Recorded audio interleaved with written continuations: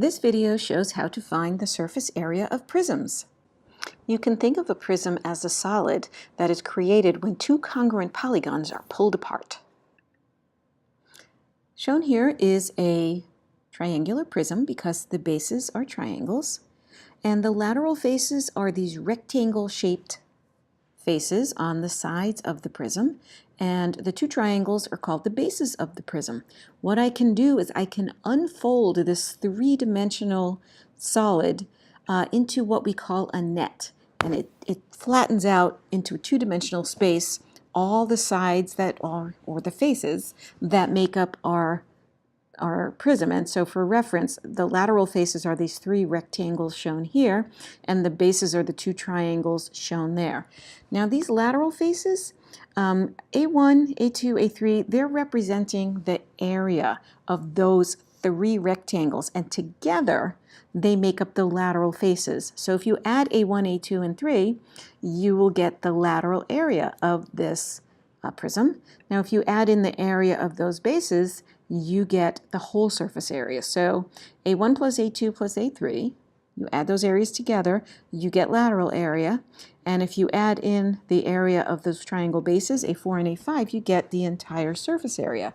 So surface area is going to be the lateral area plus 2 times those bases. Now when you see in this formula that uppercase B, it represents the area of a base. So in this case, A4 or A5. Those are area of the bases. Now I want to talk a little bit more about the lateral area and how we find it. Now you could just add the A1 and the A2 and the A3, find those three separate areas and add them. But there's another way that you can think about this. If you look at A1 and A2 and A3 together, you're actually getting another rectangle. So it's kind of this longer rectangle. All of them have the same height, but then there's a new length to it. So that's our new height, which is actually the same as what we had before, but we can think of that big long length right there. So think about how we can find that. So the first kind of dimension there is called h, that's the height, and height represents the distance between the two bases of a prism. So that is one dimension of that big kind of long yellow rectangle we're showing here. But how do you find that other side, kind of what's shown as the horizontal dimension, this one here? So this can be a little confusing, but if you look at what I've got here, so there's a small a small b, a small c. Now, if you're looking at the yellow rectangle, you see them going along the top. So the A represents that width of A1, and the B represents the width of A2, and the C represents the width of A3. But you'll also notice A, B, and C are representing the lengths of the triangle with the A4 in it, that upper triangle. So you have to sort of picture in your mind refolding up this net so it goes back into its three-dimensional shape as this prism. The A that's on the yellow block will match up perfectly with the A that's on the pink triangle. And of course we can see how the B matches up with both the yellow A2 and the pink A4. And again, when you fold it up, those two C's, the C on the yellow block and the C on that pink triangle will match up perfectly. So the A's are the same length, the B and the C's. Add up A, B, and C. If you're looking at the pink triangle, hopefully you can see that that's the perimeter of that triangle. So that A plus B plus C is the perimeter of the triangle, but it is also the kind of, if you add A, B, and C together, that's that other dimension of that big yellow rectangle. So the lateral area is really H times the perimeter of that base. So the lateral area for any prism is going to be HP, where H is the prism height, and P is that base perimeter. So think about it a little bit. It does make sense if you really think about this. And this pertains, I am talking only about right prisms where our two bases are directly above each other. It's a nice right prism. It's a little bit different if it's not, so we're not worrying about oblique prisms here. Okay, so now we can kind of put this together. The surface area of a prism is going to be HP plus 2B. So it's the height of the prism, the distance between the bases, plus the perimeter of the base, then add in 2 times the area of the bases. So let's look at an example here. So I'm going to start with a rectangular prism. It's a rectangular prism because the bases are rectangles, and sometimes it can be a little confusing in rectangular prisms where the bases are. So they're right here. So they're the 2 bases on the end there, and you can sort of see that there's 4 lateral rectangles that are of the same kind of height there. Those will be the lateral faces, and the 2 bases are on either edge. So let's find HP first. And you really want to be very organized when you're working on this. You can't have numbers and things all over the place. Really try and label what you're doing exactly like I'm doing here, or it can get a little bit hard. So let's just stay with this. So HP, we're going to find lateral area. So H is the distance between the bases. So I'm looking at my diagram. Where's that? That's right here. It's the distance between those 2 bases. And if you look at the diagram, that value is 10. And then I need the perimeter of the base. So I'm just going to add up all the sides. Now my rectangular base, of course, has a rectangle. And the formula for that is 2 times the length plus 2 times the width. The length and width of this particular rectangle are 6 and 8. So I'm going to do 2 times 6 plus 2 times 8. And you get 28. So the HP, the lateral area, is 280 square inches for this prism. And if that's all I wanted, if all I wanted was what's the area of the sides, I can stop. But we're going to find the whole surface area. So let's find the bases as well. So now I have to find 2 times the area of the bases.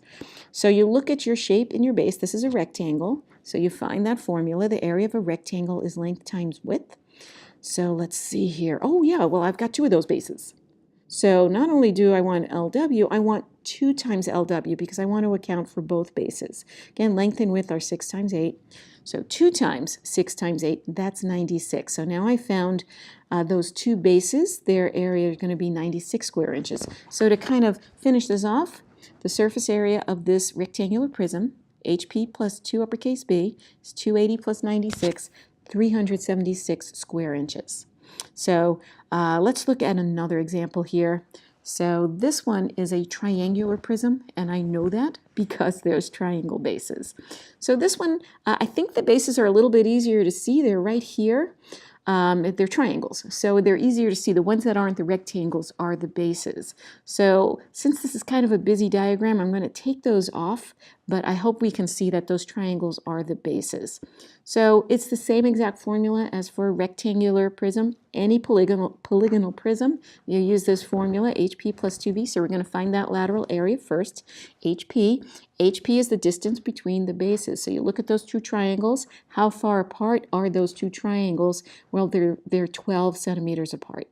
So that is H, easy enough. And then I want to find the perimeter of the base. So you want to add up the sides of the triangles on the bottoms. So the bottom and top. So I'm looking at my triangle here. And if you look carefully, there are 2 congruence markers. So it's a little bit busy, this figure, but if you see the 6.5 centimeters, it's pointing to one of the sides, but the other side is congruent to it. So I've got 2 of those, plus I've got the bottom there, which is 5 centimeters. So it's 2 times the 6.5, 13, plus add the bottom there, 5, so that's 18. So HP, got to multiply that now, will come out to be 216 square centimeters. And that's the lateral area. That's all the rectangle shapes added together on the sides. And if that's all I wanted, I could stop, but I do want the entire surface area. So I'm going to look for 2 times the uppercase B, 2 times the area of the bases, because there's 2 bases. So this is where it gets a little bit tricky here. So stay with me. So uppercase B, that stands for the area of the base. And in this case, it is a triangle. And the area of a triangle is 1/2 base times height. Now, if you look closely, there's a little funny thing next to my H, a little triangle there. Now, the problem we have, or could have, what could be confusing, is that now we have 2 kinds of B's and 2 kinds of H's. So I'm going to differentiate or tell the difference between the B's by looking at the case. So if it's an uppercase B, I'm talking about the area of that base. If it's a lowercase b, I'm talking about the base of the triangle. And in fact, why don't I just focus on just the base? So I kind of made this smaller drawing of just the base. So the lowercase b, that's just going to be that 5 centimeters. That's the base of this triangle, meaning the base of the base, which I don't know why anybody would find that confusing. But the base of this base, the lowercase b, is 5 centimeters. Now h, there's no difference in case here, so I put that little subscript of a triangle there just so when I'm looking at it, I know I'm talking about the height of just the triangle that is the base. I am not talking about the height of the prism anymore. I'm talking about the 6 centimeters that is the height of this triangle. So you really have to just focus in on that one little piece and forget it's a prism just for a moment while we work on the area of the base. Now to make this just even a little bit complicated is I don't just want uppercase B, I want 2 times uppercase B.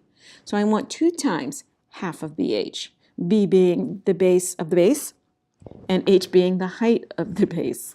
So 2 times a half is 1, and so I really just need the base of that triangle times the height of that triangle, and that will give me twice what I need. It will give me both of the bases. Oof. So let's see what we get there. It's just 5 times 6, and that will be 30, because the one triangle would be half of 5 times 6, which is 15. But since I have 2 bases, it's 30. All right, so we found it. Our 2 uppercase B, the area of the bases is 30 square centimeters. So once we've got that, we can put it all together.